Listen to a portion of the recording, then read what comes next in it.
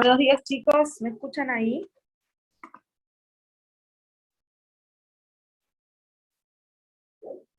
Sí, la escuchamos. Bueno, ahora ya arrancamos.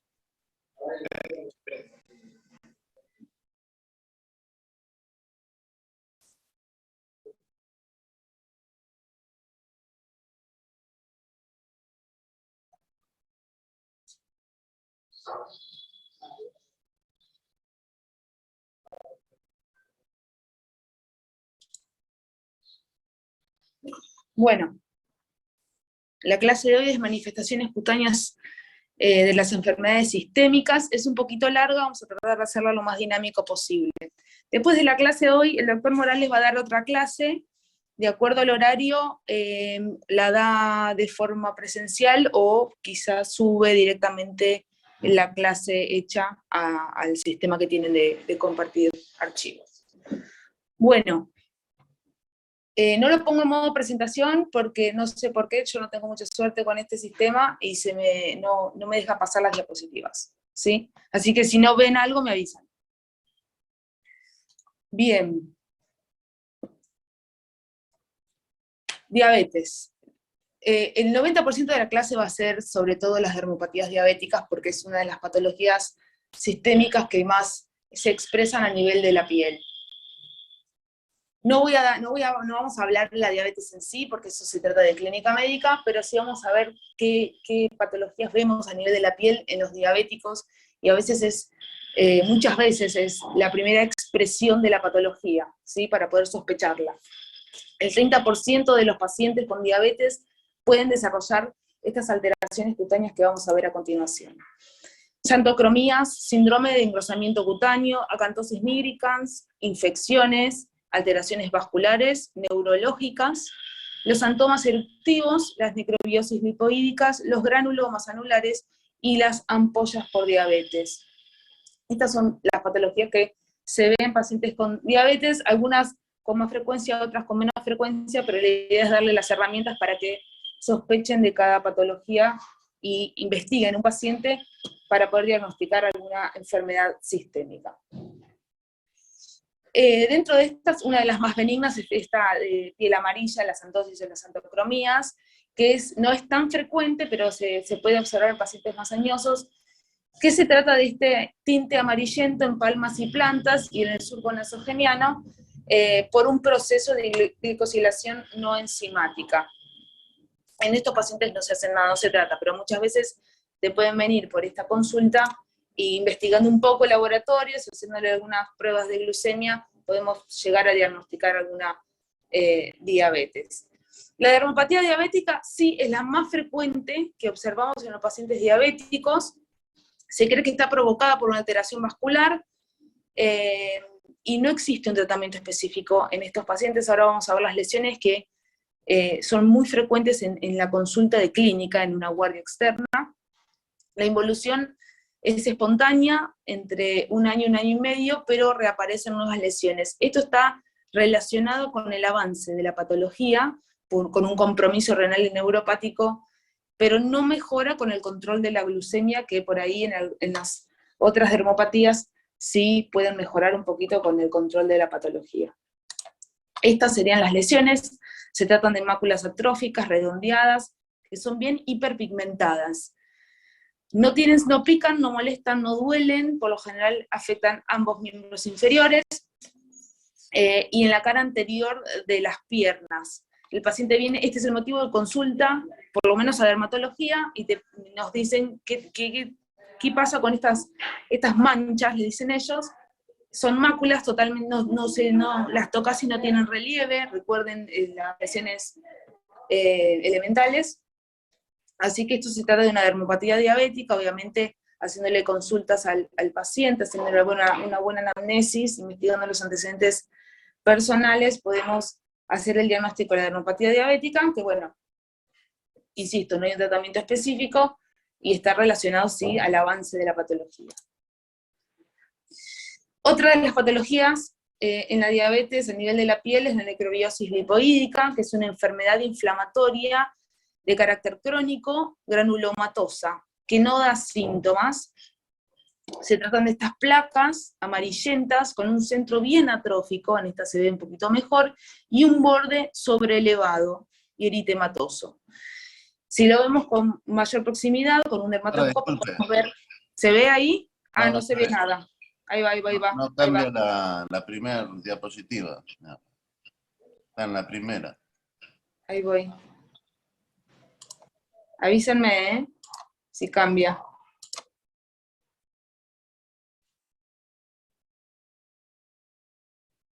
No, no.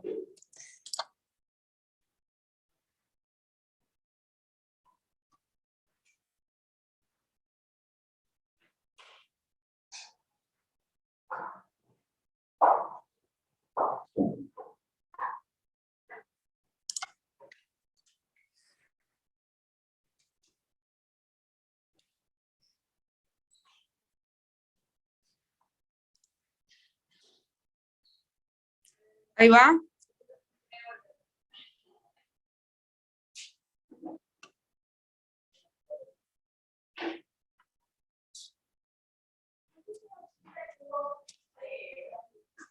Ahí se ve. Tiene que decir necrobiosis lipoídica, nada más.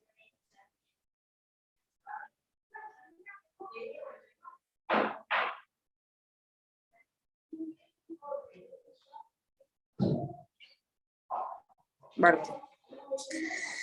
Bien, como decía, la necrobiosis lipoídica es una enfermedad inflamatoria asintomática crónica que genera estas placas de tamaño variable. Por ahí lo tenemos en consulta y decís, parece un proceso micológico y no.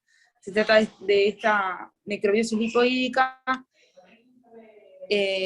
Si te acercas a la lesión, está la presencia de las ectasias a nivel céntrico. Por lo general se lo observan en pacientes con diabetes tipo 1. En la diabetes en realidad tiene una frecuencia bastante baja, pero el 60% de los pacientes que presentan estas lesiones son diabéticos. Bien, en cuanto al tratamiento,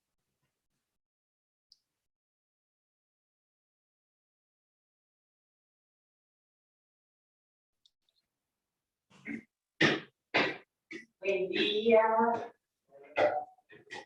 ¿Cómo están?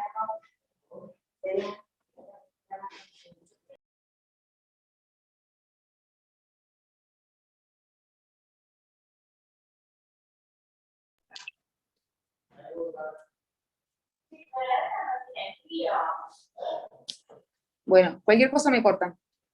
En cuanto al tratamiento de la necrobiosis lipoídica, en este caso el control de la patología tampoco modifica mucho la evolución, y lo que sí se puede indicar son corticoides o tópicos o infiltraciones inyectables, intralesionales, solo en el periodo activo. Otra de las, aparte de corticoides tópicos, se puede dar tretinoína y tacrolimus, pero es más específico de dermatología.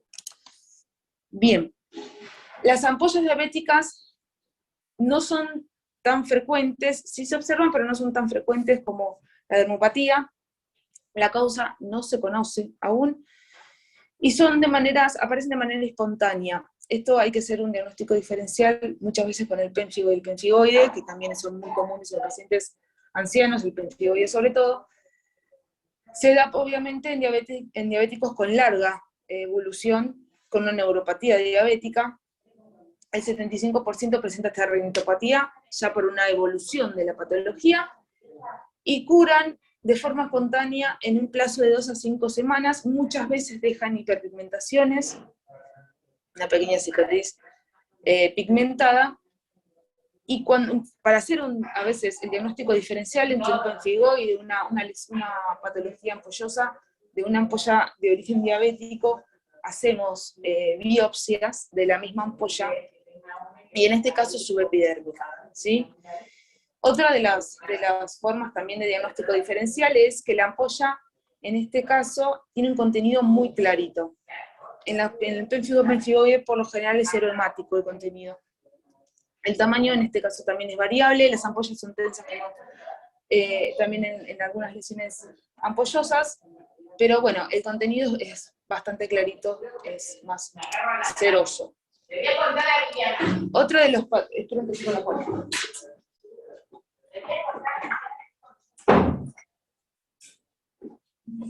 Muy bien. Otra de las patologías importantes dentro de lo que es la diabetes y la piel es el síndrome de engrosamiento cutáneo. ¿De qué se trata esto? Obviamente es un conjunto de signos que vamos a observar en el paciente. Se presenta en 1/3 de los pacientes diabéticos, que no es poco, y se trata de una piel seria. ¿Qué es la piel seria? Es un engrosamiento de la piel, generalmente en los dedos, que afecta la movilidad de las articulaciones interfalángicas proximales, generando una limitación por este engrosamiento de la piel. Ahora vamos a ver una foto de ejemplo. El empedrado digital en el 60% de los diabéticos, y el escleredema diabético, que es la infiltración dura de la piel cervical, un engrosamiento de la piel cervical y del dorso del tronco del paciente, generalmente asociado a un paciente con diabetes tipo 2 muy mal controlada. Acá tenemos las fotos ejemplo, el empedrado, el engrosamiento, ¿sí?, de las articulaciones, la piel seria que genera esta limitación en la parte proximal de las articulaciones interfalángicas, y el engrosamiento de la parte cervical y del dorso del tórax del paciente. La acanthosis nigricans creo que es la lesión dermatológica que más conocemos en clínica médica, porque es la que más, quizá la más característica. Y como bien sabemos, se trata de esa pigmentación oscura. Ahora, disculpe, tampoco estamos viendo Ok, ahí voy. Ahí voy. esa imagen, digamos.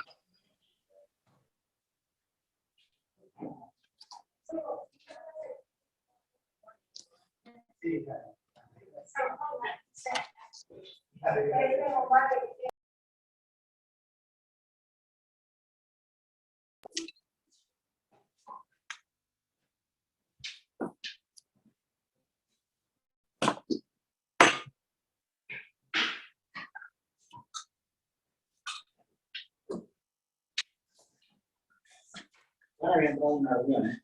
Sí, me dijo.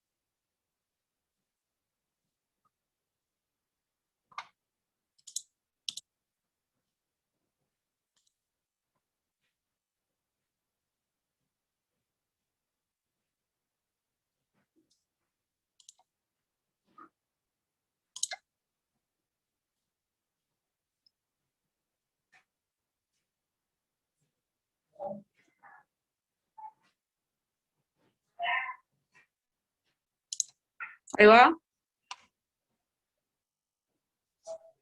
Sí, ahí sí se ve, doctora. Bárbaro, genial.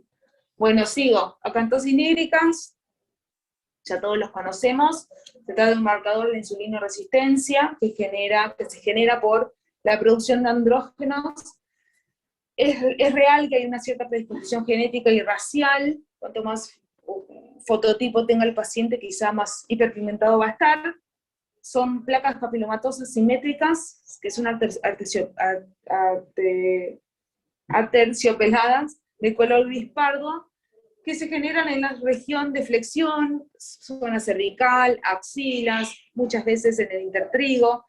El tratamiento sí tiene que ver con el tratamiento de base, la diabetes, y si hay un control de la glucemia, puede haber una mejoría de estas placas papilomatosas, pero muchas veces no hay una gran respuesta a las hipoglucemiantes, y utilizamos ácidos despigmentantes como el retinoico para mejorar estas lesiones hiperpigmentadas, como se ve en la fotografía, que para el paciente realmente son muy molestas. Muchas veces está acompañado de estos acrocordones, ¿sí? Que son totalmente benignos, que por lo general no se sacan si al paciente le molesta mucho o se lastiman por el roce, por estar en una zona de flexión, se los puede sacar. Bien, granuloma anular. Estas lesiones son lesiones de borde papuloso, ahora vamos a ver una foto, con un centro bien deprimido, no hay alteración de la coloración, o pueden muchas veces ser eritematosas. Los granulomas anuales son totalmente asintomáticos, evolucionan solos entre 1 y 3 años, no dejan secuelas, pero pueden volver a recidivar. Hoy estoy... Bien, en este caso el tratamiento sí va a ser un corticoide intralesional, es lo que más utilizamos. La aplicación tópica a veces funciona, pero por lo general utilizamos más corticoides intralesionales. Estos son los granulomas anulares. Este es la periferia, bien hipertrófica. En este caso no hay un cambio de la coloración, ¿sí? Es del mismo color de la piel, o pueden ser, como se ve acá, más eritematosa. Bien, no es muy frecuente ver esta lesión, pero bueno, para tenerla en cuenta. Las infecciones cutáneas en las diabetes, como conocemos a la patología, sabemos que se pueden dar muchísimo más en pacientes no diabéticos. Hay una cierta predisposición a generar infecciones, tanto micóticas, bacterianas y virales. En este caso, obviamente va a estar relacionado a los niveles alterados de glucemia. Las infecciones micóticas son bastante frecuentes, obviamente es uno de los motivos de consulta en dermatología, onicomicosis, candidiasis, dermatofisias, mucormicosis, las infecciones bacterianas, erisipelas, celulitis, ¿sí? Hasta llegar muchas veces a una gangrena. Obviamente esto tiene que estar también relacionado a una alteración de la vascularización, por supuesto. Y hablando de eso, las manifestaciones cutáneas generadas por anormalidades vasculares. En este caso esto es importante porque es la causa más importante de muerte y mortalidad en los pacientes con diabetes. Tanto microangiopatías como macroangiopatías, ¿sí? En miembros inferiores, enfermedades vasculares periféricas, gangrena en los pies. Por eso es importante una prevención de estas patologías con el cuidado de los miembros inferiores, pacientes con diabetes. Bien, y las alteraciones neurológicas en los diabéticos, la neuropatía diabética periférica, ya la conocemos, que esto genera anhidrosis, hiperemias, o sea, pérdida de la sudoración, hiperemia, aumento de temperatura, y un edema periférico. Estas tres instancias conducen a la formación de un pie diabético, ¿sí? El manejo del pie diabético, los pacientes con diabetes ya sabemos que la piel es totalmente seca, y una cerosis marcada, que esto lleva muchas veces a que la piel se fisure. Donde hay fisura, ingresan tanto patógenos y hay alteración del tegumento, no hay una buena barrera de defensa por la falta de hidratación, y todas estas instancias condicionan a la formación de úlceras. Acá vemos un paciente con una cerosis recordamos que es una piel seca, ¿sí? Y la hiperkeratosis, la formación de mucha queratina. Estas son instancias que generan un ambiente de úlcera, ¿sí? El talón es la zona, obviamente, que con más frecuencia vemos las fisuras. El paciente con pie diabético es de manejo multidisciplinario con traumatología, vascular. El paciente tiene que adherirse bien al tratamiento, y es mucho trabajo en casa, más que tratamiento por parte del médico también. Bueno, ante el interrogatorio de la neuropatía, los pacientes te orientan al diagnóstico porque refieren los pies adormecidos, con sensación de quemazón y muchas veces de electricidad.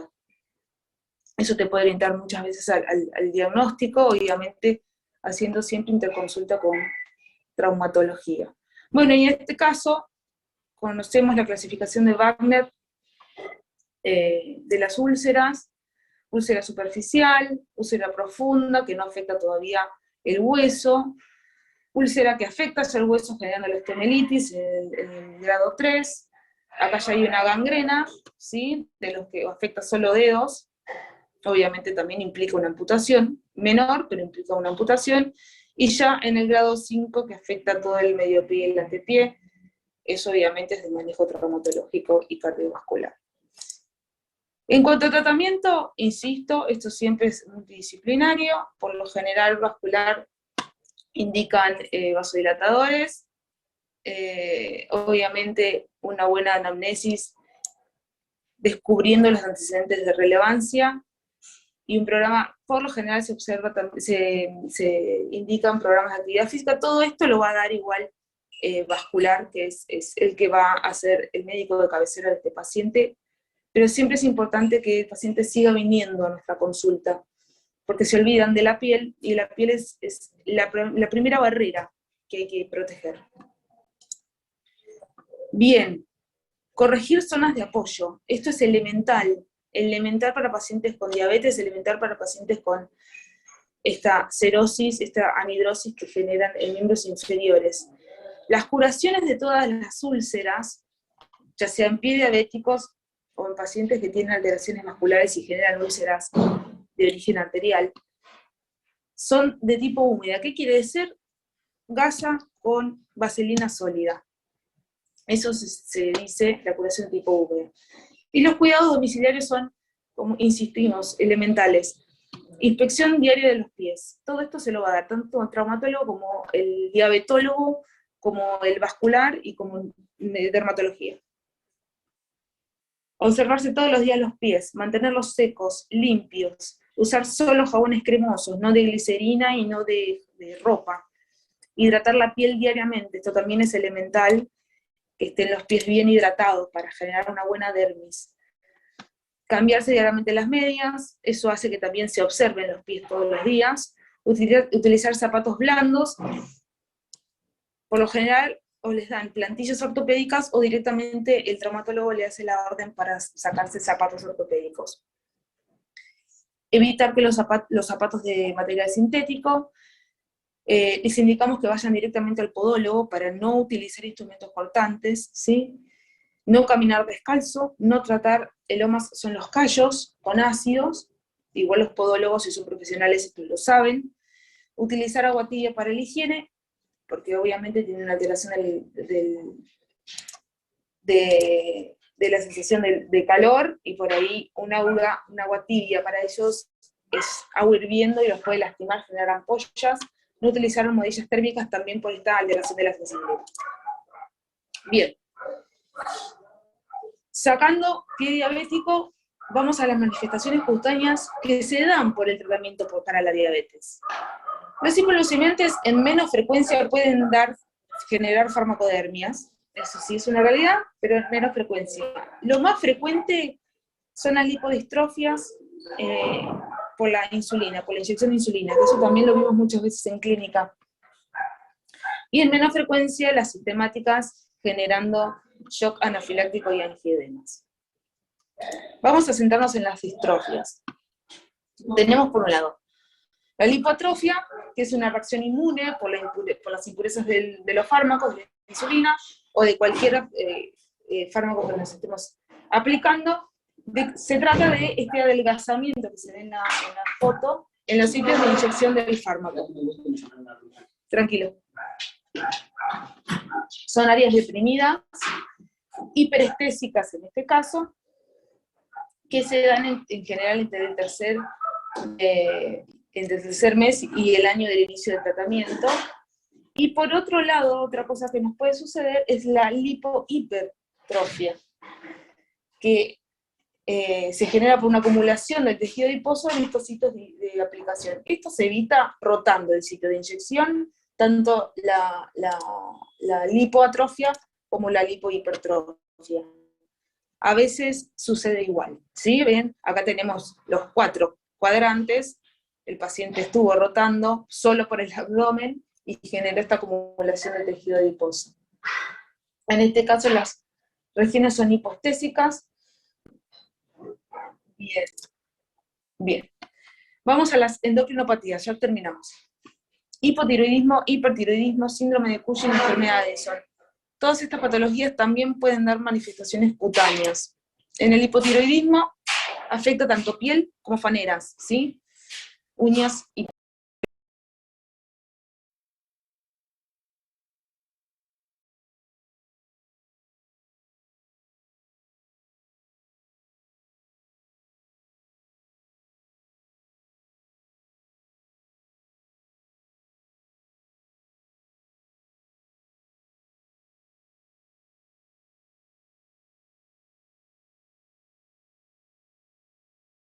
el pelo es seco, áspero, quebradizo, todo esto por un descenso de lo hormonal.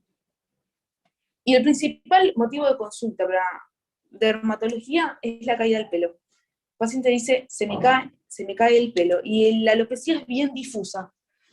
Así que lo primero que hay que hacer es interrogar si tienen el antecedente del diagnóstico de hipotiroidismo, y si no es así, porque no se estudia,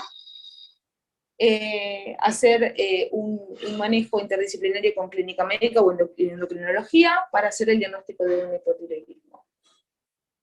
A nivel de las uñas también hay un crecimiento lento, quebradizo, sí, esto está muy relacionado, como insistimos, afecta faneras, que es quizá el motivo de consulta en dermatología. Y la onicosquisis y las estriaciones longitudinales, ¿sí? El desprendimiento del borde libre de la uña y unas estriaciones longitudinales que vamos a ver. Y también está el signo patognomónico, que es el mixedema generalizado, que es obviamente el edema.